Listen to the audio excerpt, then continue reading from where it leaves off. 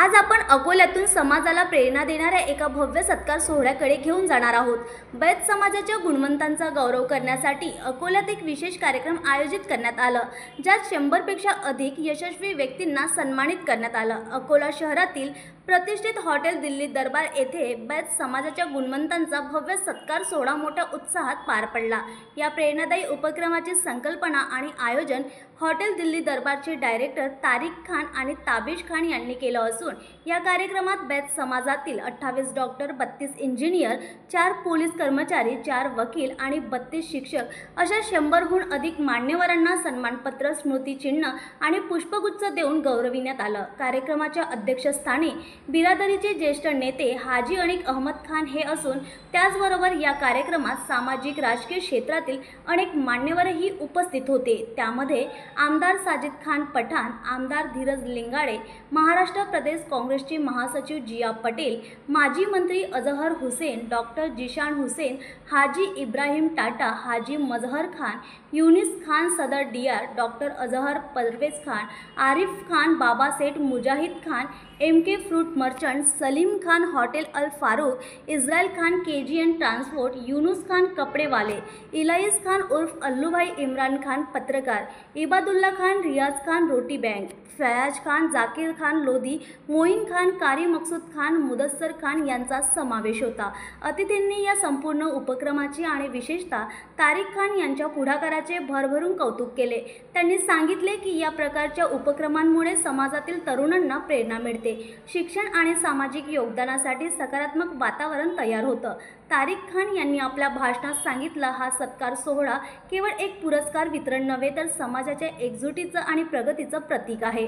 आपण सगळे मिळून तरुण पिढीला शिक्षण आणि सामाजिक सेवा या क्षेत्रात पुढे घेऊन जाण्याचा संकल्प करूया। ज्येष्ठांचे मार्गदर्शक भूमिका आणि त्यांच्या अनुभवांमुळे हा कार्यक्रम आणखीनच प्रेरणादायी ठरला।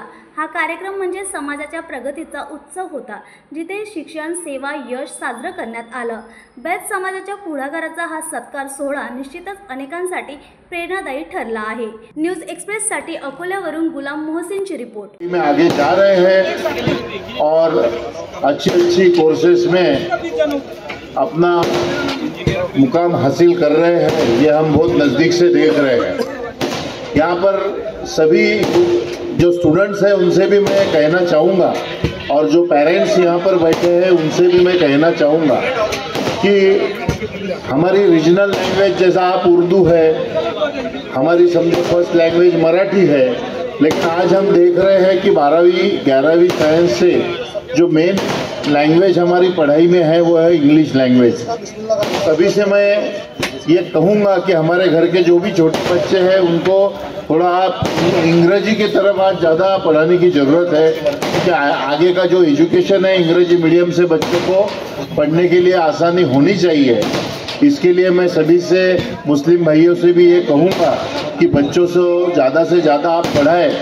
ये बिरादरी में उपस्थित मंच के सभी सदस्य और बाहर से आए हुए हमारी बिरादरी के मेहमान और यहाँ पे हमारी बिरादरी के जो बुजुर्ग, सबका इस प्रोग्राम के लिए शुक्रिया अदा करता हूँ और आपको मुबारकबाद पेश करता हूँ।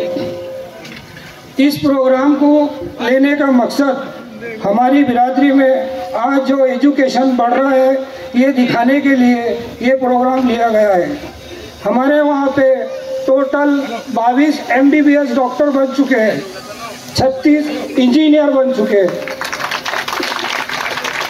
28 टीचर जो एजुकेशन बढ़ रहा है और हम ये चाहेंगे कि और एजुकेशन बढ़े बच्चों से। और मेरी पर्दानशी माँ और बहनों से एक गुजारिश है कि माँ बाप का एहतराम करो, अपने बुजुर्गों का एहतराम करो, अपने भाई बहन का एहतराम करो। दुनिया में आपको सब कुछ मिल जाएगा। मैं आज